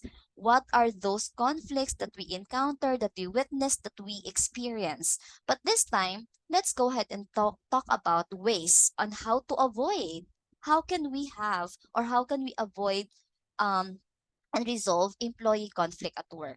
So let's go ahead and watch this very quick video lang. Emily is the chief of mission of a medium-sized office. On top of her duties, she and her team are running a very important project and its deadline is approaching. The team gets along well and begins their day with a coffee meeting. We are making good progress. Remember, we have to finish the project on time. The deadline is approaching, so the workload is getting heavier, but I am sure that we will manage to get it all done. I used to be very passionate about this project, but now with the deadline approaching, working hours have gone beyond what I can manage. At the end of the day, Emily is surprised to receive a message from Anna in which she complains about an offensive email she had received from SACOM that day. I am always obliged to complete or finalize your tasks. Are you unable to carry out your duties? Stop making me do your work on top of my own. It's as if he's trying to tell me that I am incompetent. I'm forwarding this email to Emily so that we can talk about it. I can tell the pressure must be getting to them. They're very stressed and tired. I'll send them both an encouraging message, telling them I understand how tired they must be, but they're doing great work. The next morning, Anna and Sakon received their supervisor's email. That's just great. Instead of talking to me about it, you go straight to the com. Over the next few days, the atmosphere worsens. Lucky you, leaving at this time? Have a good evening. I am so frustrated and tired of having to do everyone's work. I am the only one that stays after hours. Anna could be doing her job better. She just doesn't care.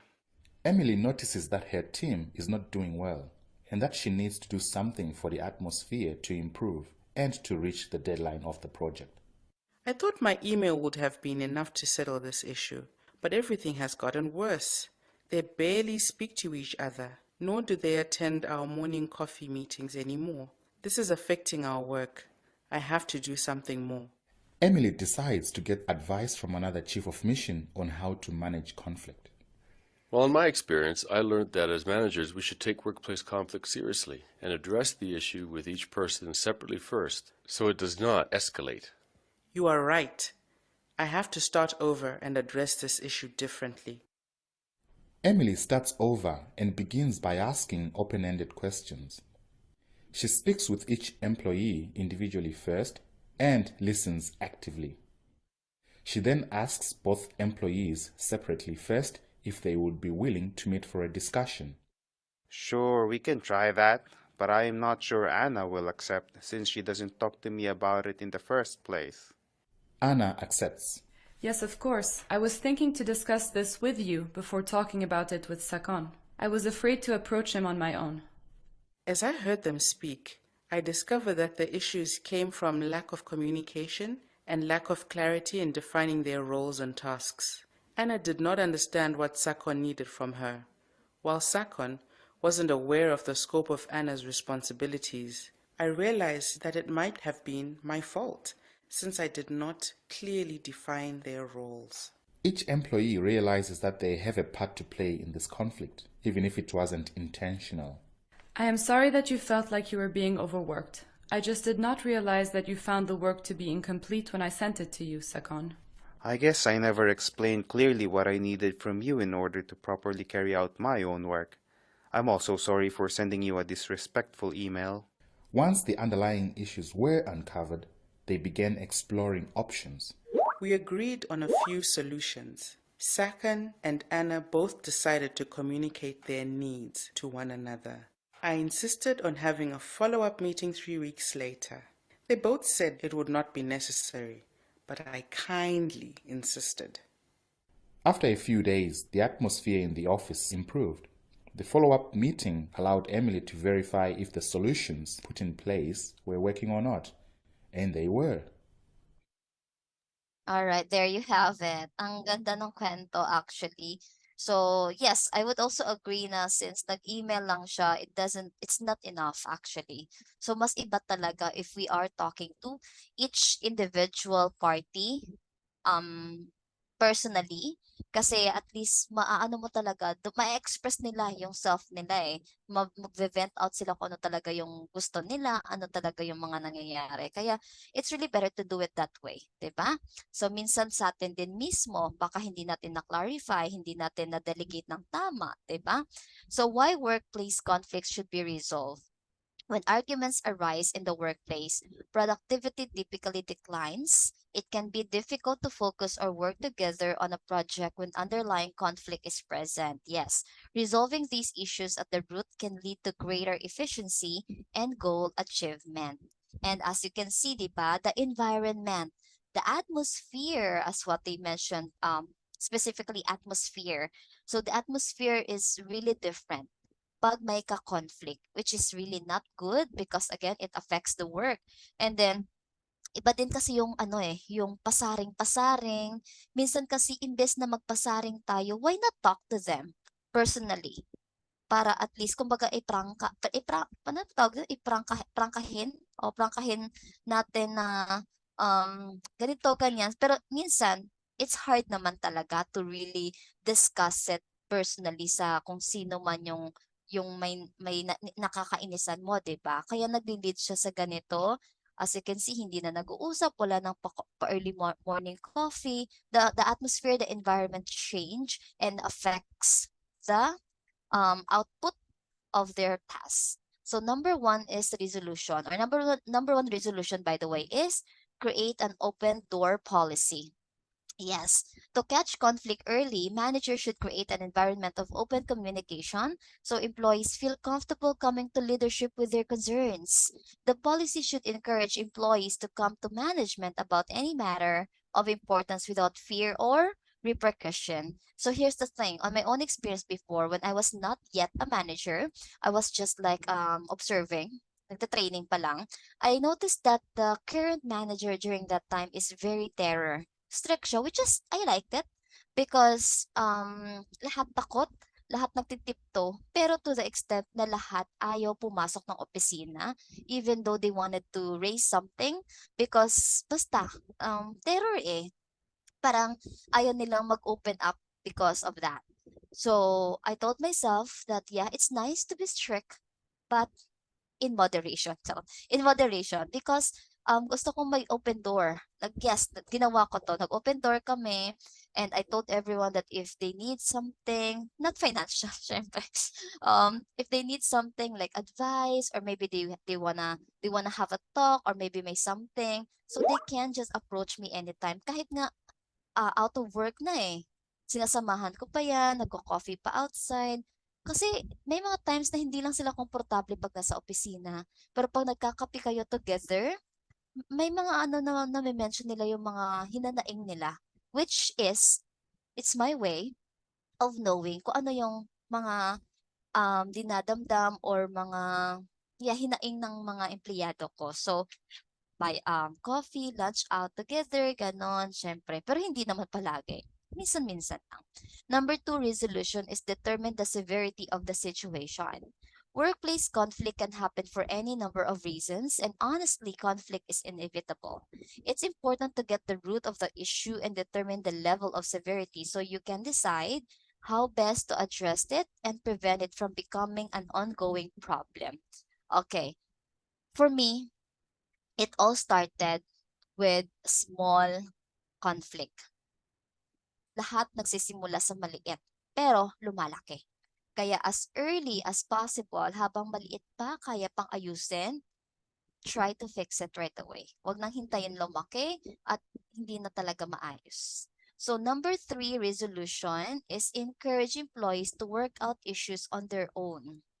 It can be tempting to step in whenever there's office drama to resolve conflict, but there will be instances when it's best to let employees work out conflicts on their own. If the disagreements don't escalate, these situations can be opportunities for employees to find common ground or engage in constructive conversation. So here's the thing, if na-notice nyo kanina sa video, medyo na-offend si Sakon because para sa kanya, bakit hindi mo ako kinausap personally?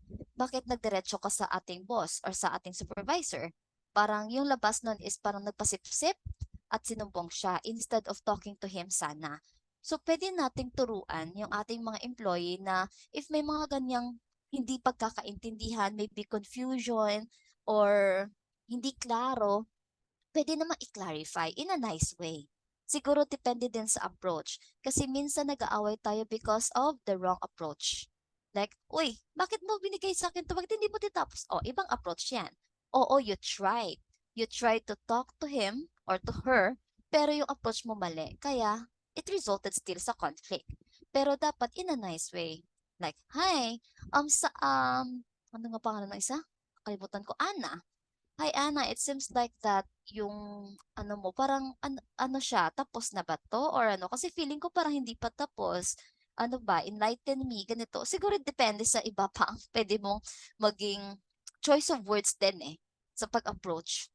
So we have to teach them how to do it on their own para hindi na lumala. Kasi may mga ganong issue na hindi siya ganun kagalit pero since dumiretso ka sa higher ups, mas nagalit siya kasi sinumbong mo siya.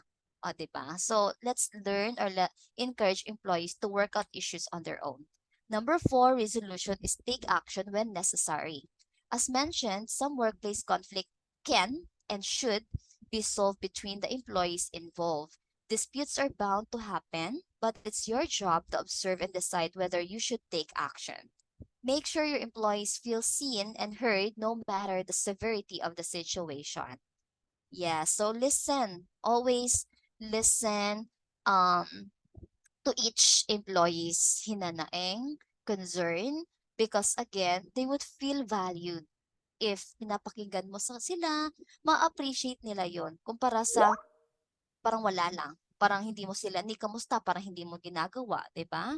And number 5 resolution is listen to all parties involved. So same thing like what I've mentioned kanina, both party dapat kausapin mo first individually. So this is based on my own experience. I was doing that. I am really talking to each one of them individually muna, separately. Hindi ko sinasabay agad. Kasi hindi ko pa alam eh. Pag sinabay mo yan, mag-away agad yan. So malilito ka. So mas better na hear them out individually, separately. So it's important to let everyone involved in the conflict present their side of the story without interruption. Your role is to actively listen, being neutral, and focus on each person's account. The goal here is for employees to truly listen to one another so they'll have a deeper understanding of where the opposing side is coming from. So dun mo malalaman, ma-identify, ma-figure out if sino ba talaga yung may kasalanan or yung nagsimula. Number 6 is document the incident. When you're dealing with workplace conflict, you want to make sure you keep track of all the conversations, disciplinary meetings, etc. Be sure to include the facts from the employee-related incident as well as the resolution each party agreed to. This will help you monitor behavior over time and identify employees who could be toxic to your work environment. It's really better that everything should be documented. Like what we are doing right now in my current job, everything's documented. Kahit coaching session lang, kahit absenteeism, late lang ng konti, everything's documented. Lahat dokumentado. Kasi doon natin mababacktrack yung record nila if habitual na ba or ano, basta everything should be documented as a proof as well. Magagamit din talaga siya, most especially if it's in legal process, magagamit mo yung documentations. And ways number 7 resolution or number 7 resolution is get insight from your employee handbook. Although it might seem like common sense, yes, your employee handbook should be the first point of reference when dealing with office conflict. This handbook should serve as a guide to help you navigate disputes and what disciplinary steps to take if needed. The policies within your book or handbook need to set clear standards as to what qualifies as unacceptable behavior or workplace behavior. So yung employee handbook, blue book, ano pa ba yung tawag nila dyan?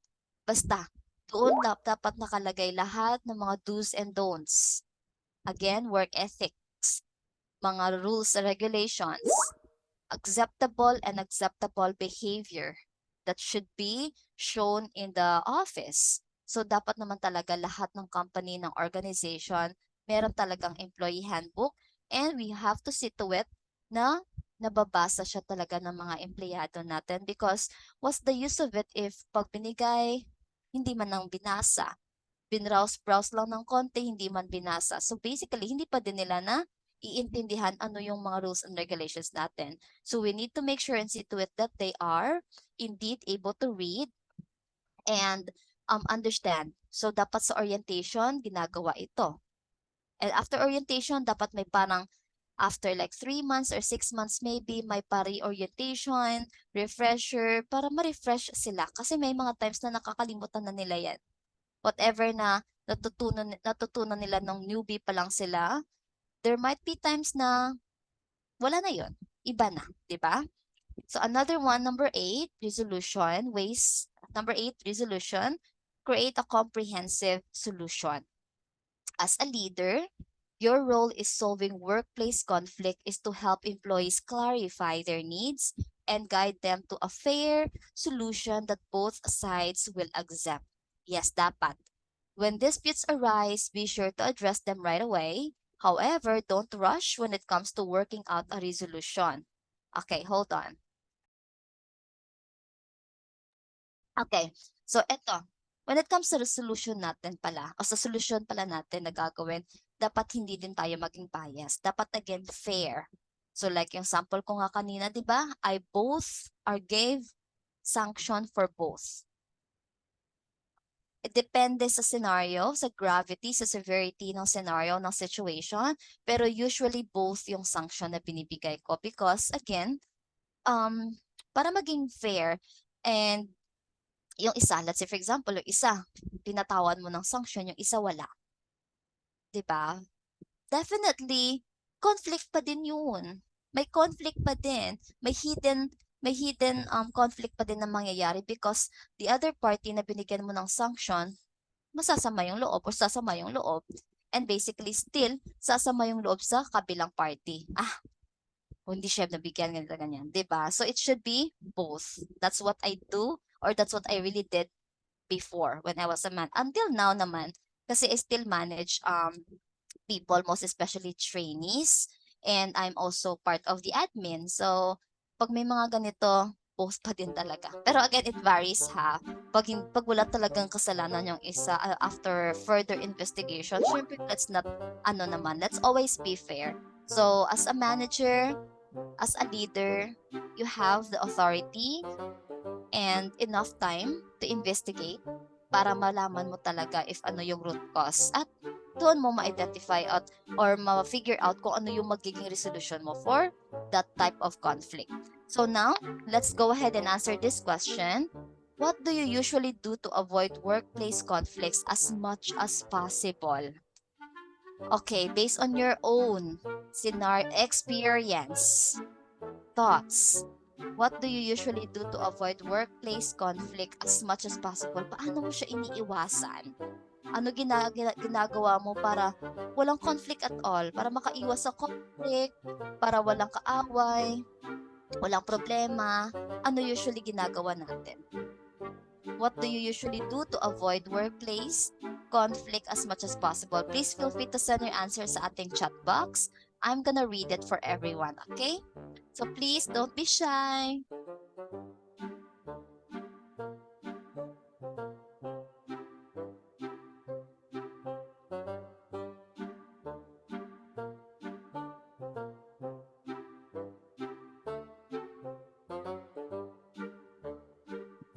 Feel free to send your comments, responses about the question that we have. What do you usually do to avoid workplace conflict as much as possible? Meron talagang magaling umiwas sa gulo. Ano yung mga strategy nyo? Ano yung mga style nyo para wala tayong kaaway? Para peace lang lahat, 'di ba? Para walang sakit sa ulo, walang problema. Ma'am Erica, gawin kung ano ang trabaho, iwasan makialam sa iba. More on communicate talaga ng kalmado. True, super true. Communication is really the key. And then, yun nga, sabi ko kanina, the approach. So, pag galit tayo, kalmahan muna.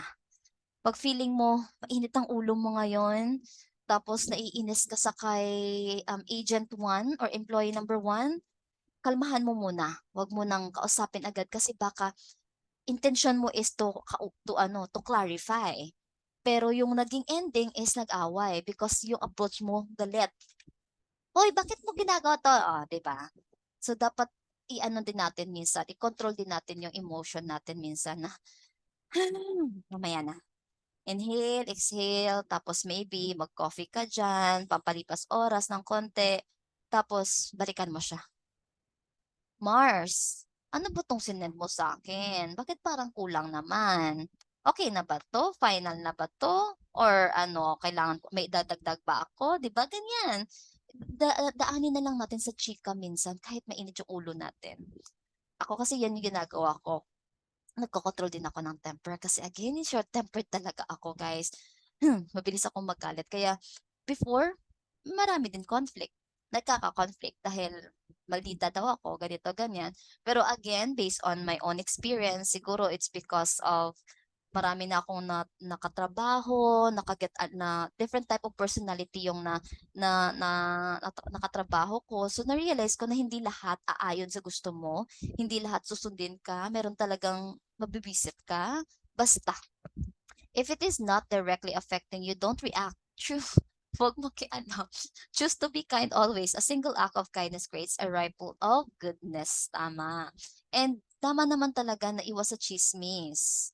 So, yung chismis kasi talaga, ito yung root cause. Usually, yung parang, yung sekreto niya, alam ng lahat because of you, 'di ba? And syempre, sino hindi magagalit? And then also, yung trabaho. Gawin ng trabaho, wag ipagawa sa iba, or maybe if feeling mo may something na kailangang i-contribute siya, then talk to them in a nice way. Approach them in a nice way para walang problema, 'di ba? Or maybe tumahimik ka na lang. Huwag ka nang makialam, huwag kang sasawsaw, most especially if it's not you directly yung may problema or yung ikaw hindi ka yung direct person, kumbaga. So better quiet. Kaya nga before ako, low-key talaga ako, hindi ako pabida-bida. Kasi na-realize ko na pag pabida ka, maraming naiinis sa'yo eh. Kaya low-key lang ako pag hindi ako tinatanong quiet. Pero piniprepare ko na yung self ko na para pag tanungin ako, no, di ba ready ako, may isasagot ako agad. At least. So, okay. All right. Sige. I think that's it. So now we're done with our topic about HR 106, Workplace Conflict Resolution Management Training. And I really appreciate everyone for the interaction, for participating, most especially si Ma'am Erica, Sir Mark, Ma'am Ria, Sir Chester. So thank you so much everyone. And before that, let's go ahead and take a photo before tayo mag-end ng ating training discussion. Hold on. Okay. If we can, open our camera very quick lang, please. Hold on.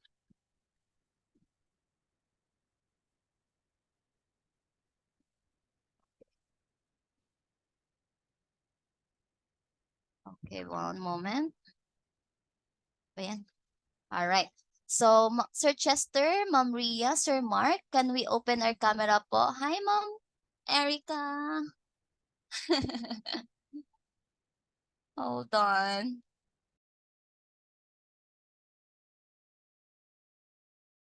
Okay, there. Kompleto na tayo. Sige, I'll go ahead and count 3. Please give us your big smiles, ha? I'll count 3 to 1. Tapos smile tayo for our photo ops. In 3, 2, ready na? Okay, Sir Chester, okay. Okay. In 3, 2, 1, smile.